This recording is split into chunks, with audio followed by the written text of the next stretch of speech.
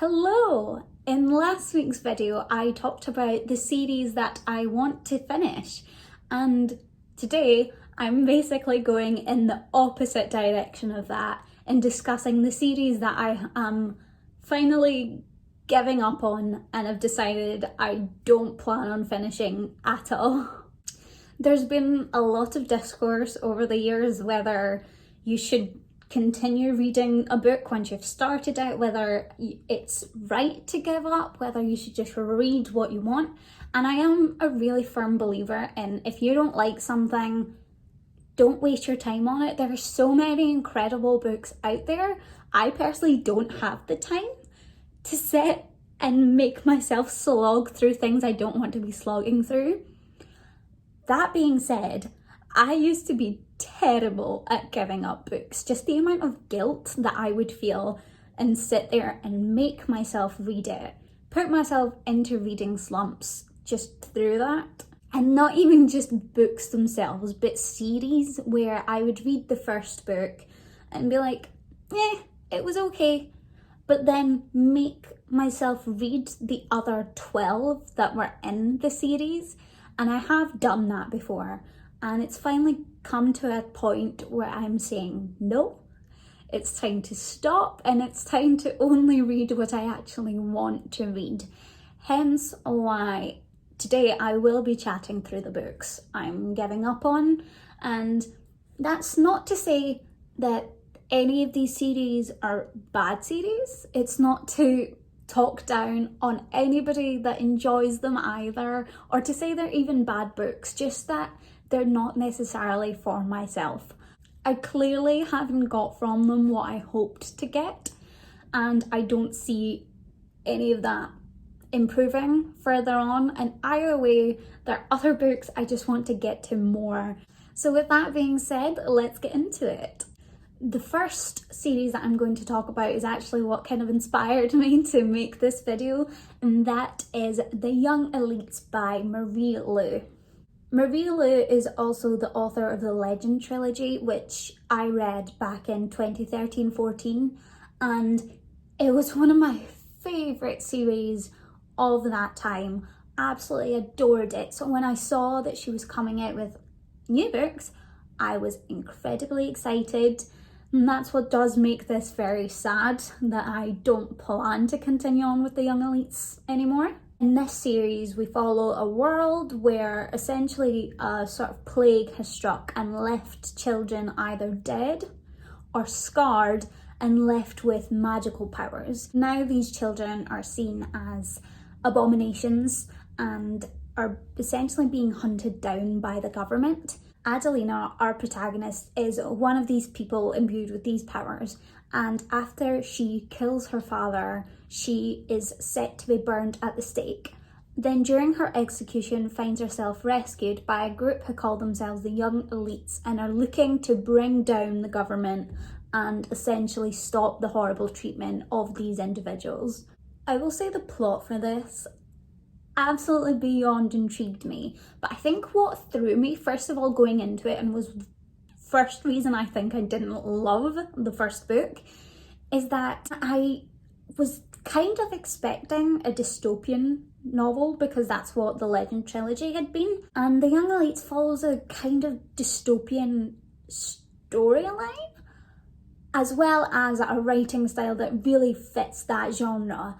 But then invariably, obviously, it would come up that this is actually a fantasy trilogy, and it is a non-existent world that I'm experiencing here. Something about those things just really wasn't adding up in my head, and I found it really jarring while I was reading it. Obviously, that's a really personal to myself sort of gripe that I had with the book, and don't think I've heard anybody else have this problem.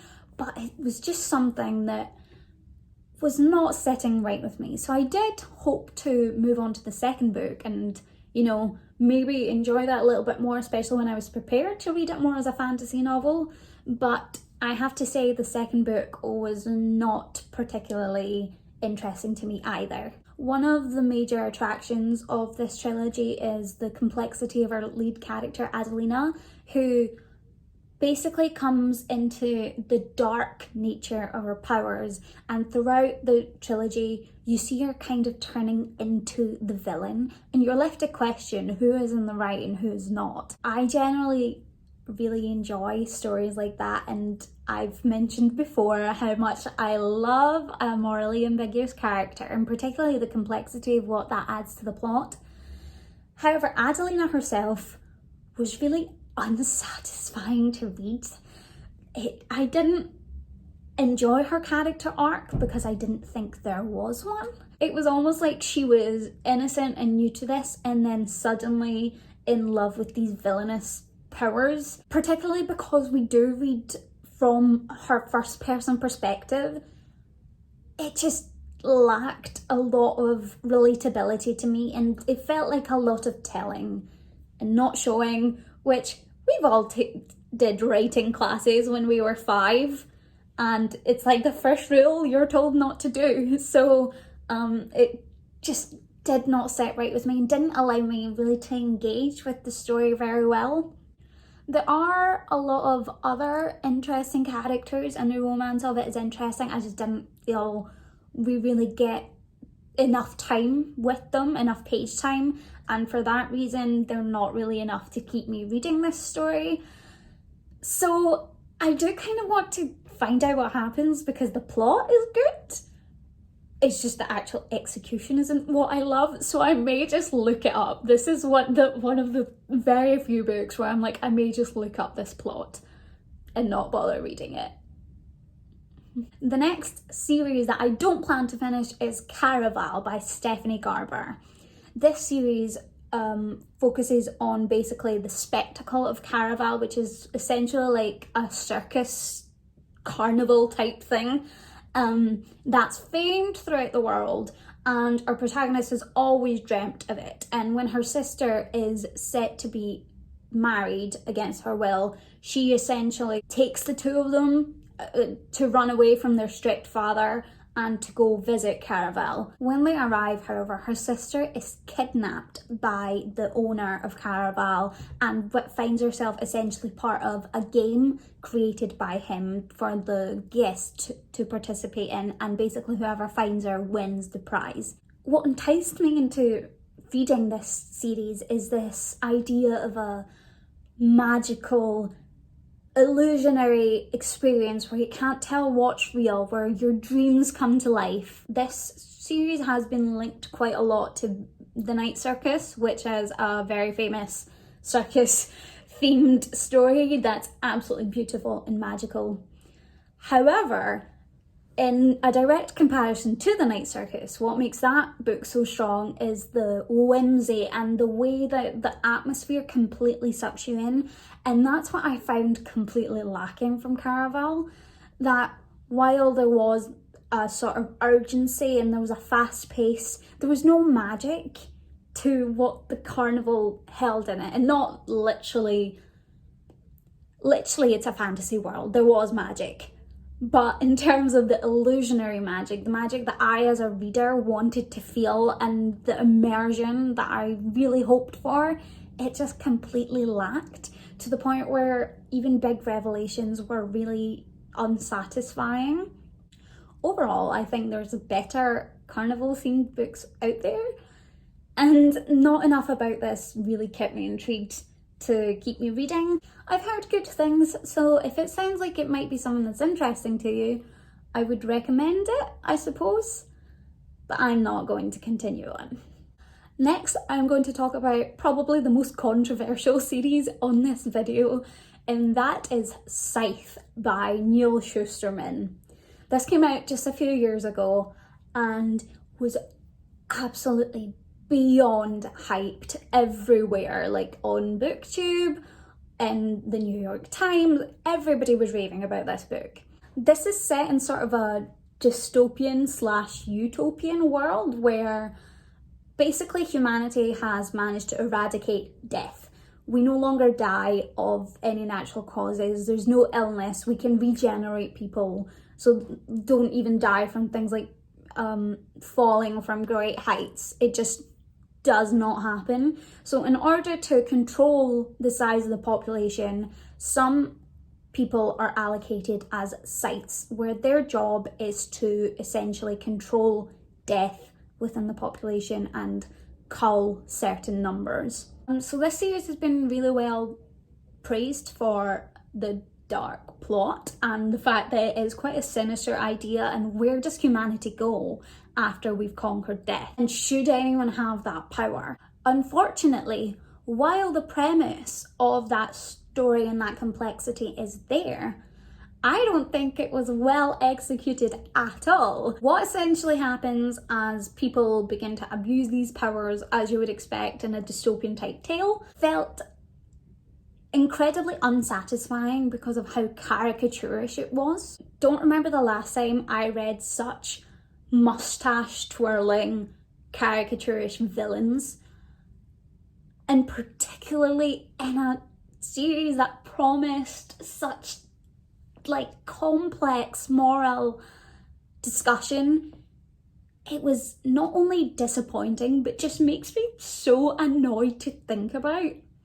It was definitely predicted a 5-star read before I read it, because a lot of people whose opinions I very much trust on books absolutely adored it. But there's not that much that I can say beyond those reasons, because I think they pretty much overrode everything else I was thinking about the book. But essentially, because of that, the plot felt forced, the characters themselves were two-dimensional. It was not really a book I enjoyed. I will not be continuing on with the trilogy. Sorry if you loved it. Nothing against you, I just really did not enjoy Scythe. Next, I'm going to talk about a series that I kind of swayed upon, and that is Falling Kingdoms by Morgan Rhodes. The best way to describe this series is probably as a young adult Game of Thrones, and not in the sense of a lot of fantasy books do just get described as that, but it's literally like a world of multiple kingdoms where characters from different areas and of different sort of standings come together as the world clashes and war ensues, and it essentially turns into a conquest for owning the continent. This was a bit of a difficult one because I don't think I actually remember that much of what happened in this. What I do remember is that the characters are a major part of what makes this series so popular.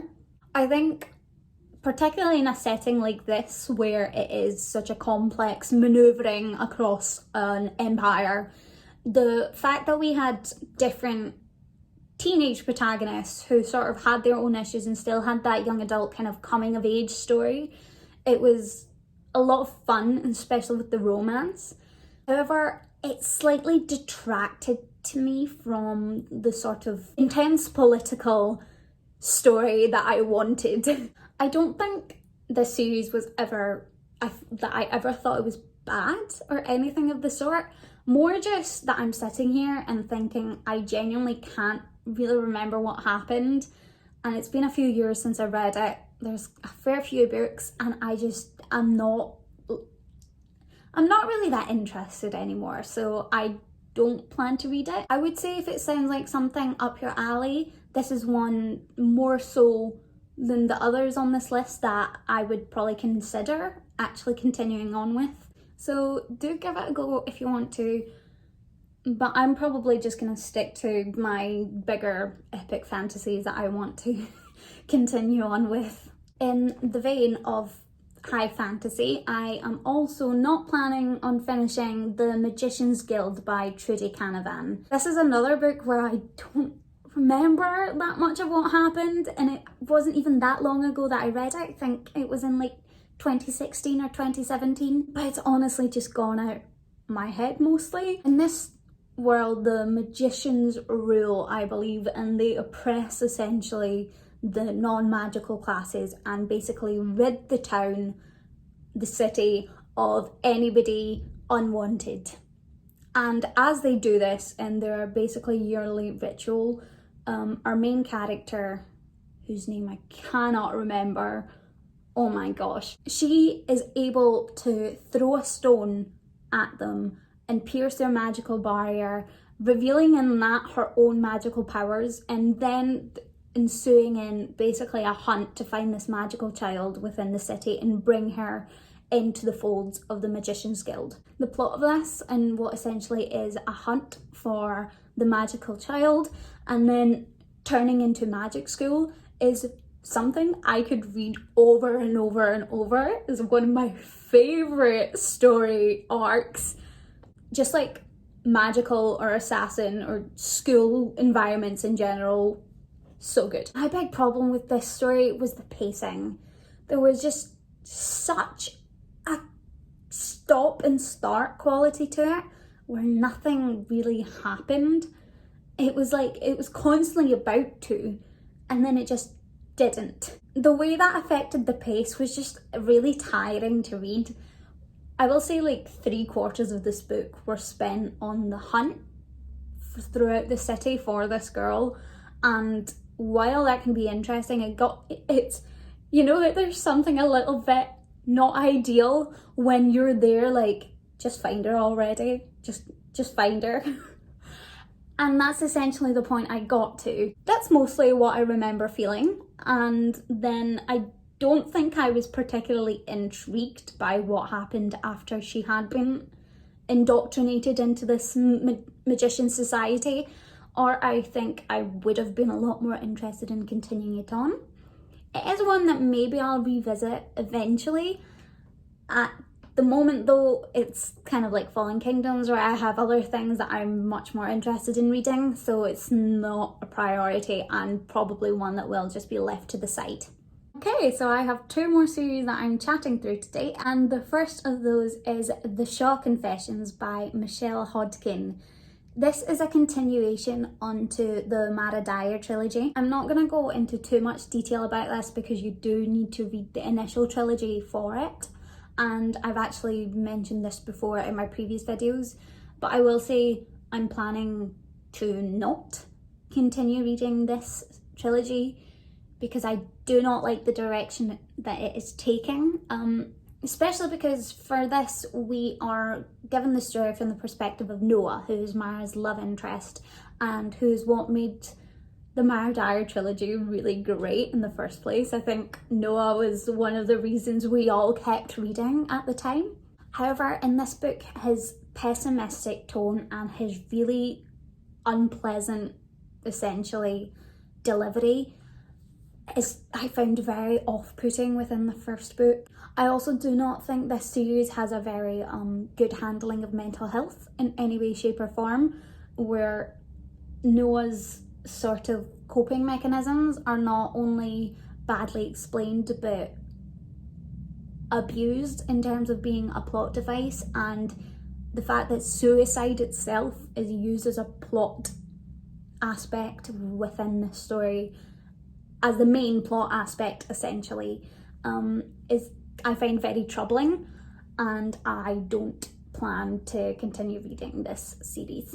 So the last series I am not planning on finishing is the Gemma Doyle trilogy by Libba Bray. This story follows Gemma, who after her mother passes away is basically sent to a finishing school. While she is there, she discovers her mother had a link to a essentially magical society called the Order, and Gemma finds herself also connected to this order and embarks basically on a kind of dangerous journey with her friends as they start to be able to essentially walk in dreams. And it is a sort of kind of like cult type setting where you picture Ouija boards and things, and it's not quite that, but I don't quite know how better to describe it. I was really excited by this premise, especially because I love a good Victorian story. This is set in like the 1870s, and I also adore the setting they had, the finishing school setting, as well as the journey that Gemma was going to basically embark on with her friends.